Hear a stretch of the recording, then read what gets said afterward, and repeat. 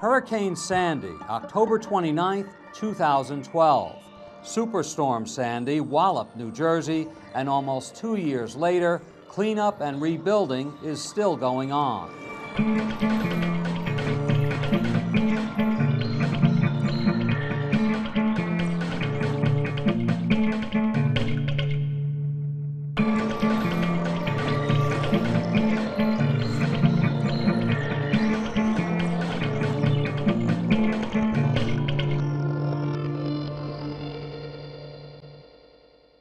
Meet Marie Maiorino from Highlands.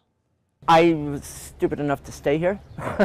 So when the water just rushed through, my brother was living with me at the time, and we grabbed the 2 dogs and ran upstairs to his room because my bedroom's on the 1st floor, and waited for the night to end. What kind of damage did you have? My complete 1st floor. I had 6 feet of water through the house, so everything I owned. Thankfully, a friend of mine took me in. Right after it happened, he took my brother, me, my 2 dogs, my bird, and my brother has since got an apartment, but I want to stay close to the house, so I want to stay in town. Just recently did an assessment that 3 out of 2,300 rentals in the 2-county area actually accepted pets. And this is a fairly pet-friendly community, and yet the rental community is not very pet-friendly. So we're concerned that that might also now impede people returning to their permanent housing. In Marie's case, the issue was the contractor she selected for the job. I hired a contractor that I paid over $40,000, and then I found out none of the work was being done correctly. So I'm pretty much at a standstill. The volunteers have come in to help, but they can't do it all, and I don't have the money to do it myself. So what do you think's going to happen? What will happen I to don't the know. house and to you? I don't know. See, now I'm gonna cry.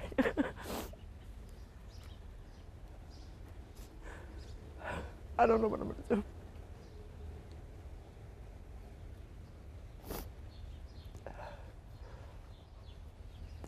We'll see. New Jersey's long-term recovery groups, nonprofits, and church-based organizations are trying to help Marie and others still not back home after the storm. There are groups of volunteers like young people from Michigan who came to help Marie clean out her yard, which she needed to clean up or face fines. And basically taking the brush and pulling it out and weed whacking and just cleaning up just normal maintenance of a yard that had been neglected because of no time and resources to be able to do it. And so we were happy to do it, and the young people, teenagers, early 20s did a great job. They have a lot of energy, and so they bagged it all up, and now we're going to just take it off the premises so she can get on with her life and worry about other things that she has to deal with. I work for Home Depot, and hopefully once I can get some of the major work done, my friends from work will come and pitch in and give me a hand with what I can do. Buenos días. ¿Cómo estamos? Bien, bien, gracias. A lot of these workers are working in residential construction, especially a lot of pro-Sandy projects, so making sure that they know their safety rights on the job and know how to respond to an issue if it arises. Craig Garcia works for New Labor, an organization that trains day laborers, letting them know about worker rights under the Occupational Safety and Health Act, or OSHA. Some of that training takes place on New Jersey's street corners or parking lots as potential laborers wait, hoping to be selected for a day's work. Unfortunately, we see all sorts of problems, anything ranging from workers not being provided with the proper safety equipment. Poorly constructed scaffolding is an issue that we've seen a lot. There's a lot of house raising that's been going on over the past couple of months, and that can be a particularly dangerous activity, and if folks don't receive the appropriate training from their employer, it can be a very dangerous job. So one thing is we've been going out here making sure that they understand the risk and they know how to protect themselves. And then we also go and check on the houses that they're working on to make sure that everything is safe.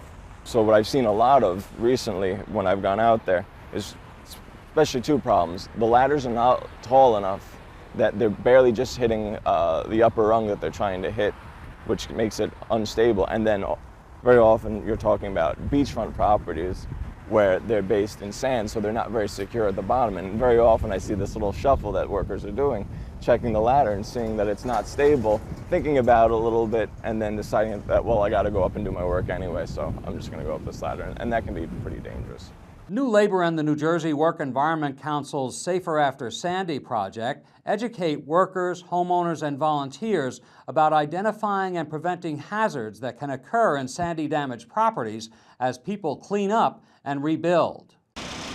Are you rebuilding after Hurricane Sandy? Do it safely. Avoid falls and illness caused by mold exposure. To find out more, visit saferaftersandy.org. This message brought to you by The Safer After Sandy public service announcements focus on the proper use of ladders, safe use of generators, and mold removal. Yet having a place to call home, whether it be a house or rental property, free of hazardous conditions like mold, is something some Sandy survivors still don't have, almost 2 years after the superstorm hit. Majority of the people are not back home. You'll see, as you travel through town, you'll see houses being raised, but then next will be a house that might have been abandoned because people just couldn't deal with it.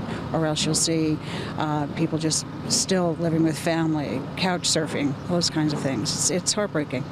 And we see a lot of people who are coming to us because they're paying bills in two places. They're trying to maintain their mortgage. They are living with family members and trying to help cover costs there. So that's sort of a hidden population.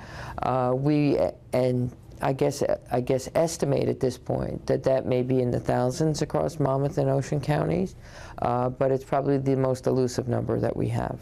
Giesela Smith had just recently opened her business, the Bay Avenue Bakery and Café in Highlands, when Sandy struck. We're in our first year, really, so we're beginning to build a good-sized customer base, and that just goes away. I mean, half of the town still doesn't live here. As you can see if you drive up and down any of the side streets, how many houses are still empty and vacant. And, you know, it is signs of hope, yet and still, I mean, a lot of houses are going up and people are coming back, but this is 21 months later. So sustained water level was about 8.5 feet, but at the one particular surge, it went over the top of the walk-in refrigerator. So about 13.5 feet, we estimate at that. Whenever that surge came in, you know, it was enough to. So then, of course, you know, it took right around 6 months for us to get reopened because pretty much everything had to be completely redone. You know, we had to, all the equipment had to be repaired. We moved as much stuff as we could, but when they finally called for evacuation, you only have a matter of hours to get everything out, and I had to evacuate my house as well. So at the 9th hour, I threw my 4 screaming cats and my howling dog into the van and, you know, went away with a bag of clothes, and that was it. Giesela is still not back in her house. She made the bakery rebuild her priority because it was other people's livelihoods at stake as well. Now she's hoping to get back into her house. For the first time in the history of its 110 years, this house took on roughly about 24 inches, 2 feet of water. So the entire downstairs, and you know what happens, we weren't let immediately back into town, so the existing sheetrock just sucks it up like a sponge. So basically the whole, as you can see, downstairs has been gutted. Where have you been since Sandy hit? Well, fortunately, by the grace of God which passes, my sister loves me, and I live with her now in Atlantic with my 4 cats and my dog, which is, you know, rather an imposition. But No, it's not. Have a big enough house. That's true. Everybody's welcome. I know, but I thought it'd be a matter of weeks. I never in my wildest imagination thought when I ran out of here with my 1 bag of clothes and my toothbrush that it would be 21 months, 2 years. It's going to definitely be 2 years, at least, you know. It is emotionally draining, or there are some, I have a high level of stress with just having resurrected the business. So I think that at some point I just can't handle it. I pull up here and it's just so overwhelming because there's a pile of debris. You know, the weeds are 9 feet tall. I can't even figure out how to get a weed whacker, never mind a lawnmower. I work 7 days a week, so it becomes so overwhelming that I just can't do it. So then I sort of push it that way, and my sister comes and collects my mail. And what are you seeing with all of this in the I see that she's community? depressed and she's not really accepting that or dealing with it. Our background is you just suck it up and go. You're not allowed to be depressed, or I tell her, take a day off, take 2 days off, I'll help you. So we're going to do that, I think, next week. Yeah, we have to get, unfortunately, at the time, you try to save what you think you're going to save, so everything got thrown upstairs that we thought could potentially be, you know, we don't know what to do. It was just crazy. And so the upstairs is now, it looks like an aged hoarder has lived up there. I have to get all that stuff out of here, never mind the 6 to 8 feral cats that are perfectly happy with that nice, soft, moldy mattress up there. Leo Cervantes also saw his business, Chilango's Mexican restaurant in Highlands, destroyed by Sandy. I was in Mexico visiting my family the week before Sandy. Actually, the day before Sandy, I came back from Mexico. It was a Sunday. I came inside the restaurant. My wife said, what do we do? I said, let's just take a couple of the artwork that we have, the registers, and let's get out. You know, nothing else we can do. My mother's tablecloths that she gave me. We went home, we boarded up our windows, and we just waited to see what was gonna happen. Next day when we came in, you know, there was 6.5 feet of water inside this place that was already going, to find our place totally destroyed. From his experience with Hurricane Irene, he knew he wanted to save the food in his restaurant kitchen for the locals who had no electricity or food. I was happy to go to the shelter and found this beautiful kitchen with, you know, gas, power, electricity. And from that point on, we did nothing but cook for the community, a couple hundred people. We had the Red Cross people eating high-end, you know, Mexican cuisine, Italian, a little bit of everything, filet mignon, shrimp. You know, it was fun. It was good to see other friend restaurants coming in to bring food that they also saved for the next two to 3 weeks. That's what we did. I concentrated with my team to help out the community. Then others in the community helped Leo, and he got his restaurant back. 8 months later, June 6th, 2013, we were able to reopen the doors. It's a beautiful, you know, ending now, or beginning. Manasquan organization of volunteer efforts, known as MOVE, are volunteers who want to give Sandy victims a chance at a new beginning. It's the successor organization of the Ministerium, a group of 12 churches that came together after Sandy. They couldn't do this on a long-term basis, so it ended on June 30th, 2013. And what they were looking for was another group of private citizens who would get together and do some long-term disaster recovery relief work, so that the community would know that if anything ever happened again, there would be this group available. MOVE provides educational programming, counseling, and the Furniture Bank. The Furniture Bank will provide, at the request of individuals who are in need, bedding, and generally it's new bedding, couches, tables, and all of this furniture has been donated from various people in the community. So they are just kind of moving it from one spot to the needy. And it's absolutely wonderful. There were so many people who were displaced from their homes and had to rent, and they came to MOVE and said, help us to set up our new homes. MOVE's Furniture Bank is getting a lot of calls now because some places that originally were helping with furniture and home contents are phasing out or no longer assisting Sandy survivors in the same way. What we've found for the most part is in communities where most of the homes are owner occupied, what you're seeing now, almost 2 years later, is people are starting to get their elevation grant money. So you see some of these smaller houses being lifted, but if you look in the communities like Keensburg, where most houses are occupied by renters, you only see a few houses going up. And the renters, they're sort of the people that have fallen through the cracks. They need more help than ever now. Some of them moved from one place to another. We helped one person who works for Catholic Charities. She's a disaster case manager herself. She told me she'd moved about 12 times already since the storm because she lost her home, and they just moved them from one place to another. I'm Cynthia. Hi, Cynthia. I'm Corinne. Nice to meet you. That's what happened to Corinne Marks. Well, we were displaced from the apartment that we were living in, and then we had to go to a winter rental, which was very hard to find. We found it literally 9 minutes after it hit the realtor.com because there was nothing available because there were so many people that were out of homes. So we found it like within seconds that it was posted, and then we had to take that and live there on a temporary basis. And then we moved again. We've moved about maybe 4 or 5 times since then.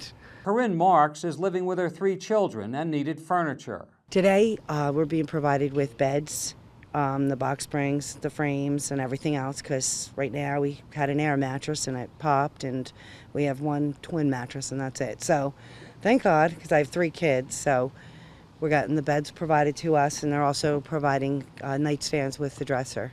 Olivia DiCelio, a homeowner in Highlands, has also lived a number of places since Sandy hit and destroyed her home. I lived in a little bungalow type of home with like 7-foot ceilings, and I had about 4.5 feet of water in there, and it just totally destroyed everything. All my furnishings, all my personal belongings, my clothes, just everything. I went to my sister's house, who lives in Little Silver, and I stayed there overnight. I went up to North Jersey to visit with my daughter and stayed there for a bit, but I live down here, so that was a bad commute, so I decided to stay down here. I was lucky enough to be at the Sheridan for a few weeks. I went from a friend's house to another friend's house to another family house down here for a couple of days, here and there. And then I was very fortunate enough to get picked to stay at Fort Monmouth in the Army base. And from that is where I wind up here now in Pinetree. Olivia is now living in one of the trailers in Pinetree, the manufactured home park made possible by the Affordable Housing Alliance. Several people have relocated there permanently who lost their housing in the storm. We have had a number of people who've located there temporarily, so until their rental unit or until their single-family home unit was replaced, they stayed there. We've had people who stayed there on an interim basis until they could find alternate housing, and some people relocated to other parts of the state or other parts of the country. And more recently, what we're working on is using a couple of the units for those people now in the recovery process who have to vacate their home for things like elevation and reconstruction. The town of Highlands has condemned my house, so yes, it has to be torn down. I have to go up. I'm not sure how high yet I have to go up, between 10 and 12 feet, because I'm right near the water. And they're going to put pilings up and then just build me a new house from that. The Affordable Housing Alliance has a new program that might identify the right new home for Olivia's lot. It's the Bayshore Bungalow Program for low or moderate income families. Our hope is that those low, moderate, or middle-income families that do not have a lot of expendable cash or a lot of capital that they can raise to replace their home might consider working with us to allow us to move forward in replacing their home with a modular home of like kind and size. We are standing right now in our new home ownership recovery center, which also includes a very qualified and highly trained housing counselors who can help people estimate the future costs of maintaining these new homes. It's one thing to get back in a home. It's one thing to get all the subsidies that may be available through FEMA and the state of New Jersey to return to your home. But if your home now is valued at 3 times it was before it was destroyed, the tax burden may be way outside your budget. And so we want people to be able to make informed decisions about the decisions that they're making, not just making sort of emotional decisions about their recovery process. I came from Mexico, outside Mexico City, the skirts of Mexico City. Tough, if you want to say tough, garbage dump across the street from where we live, cardboard roof house, no shoes sometimes, no food sometimes. Very tough. You know, you see it on TV. I came to the U.S. when I was 19 years old, searching for, you know, a better life, a better way, like a lot of immigrants. I found the land of opportunity. Today I get to own my own business. I get to respect people, to be respected. I get to give. I've learned that by giving, you get back. I'm not looking to get back, but I always do, by giving. Tell me what you'd like to see happen. I want to come home. I want to bring my dog home. I want to live here. I love this town. You can't beat the location until the water comes through you. I want to come home.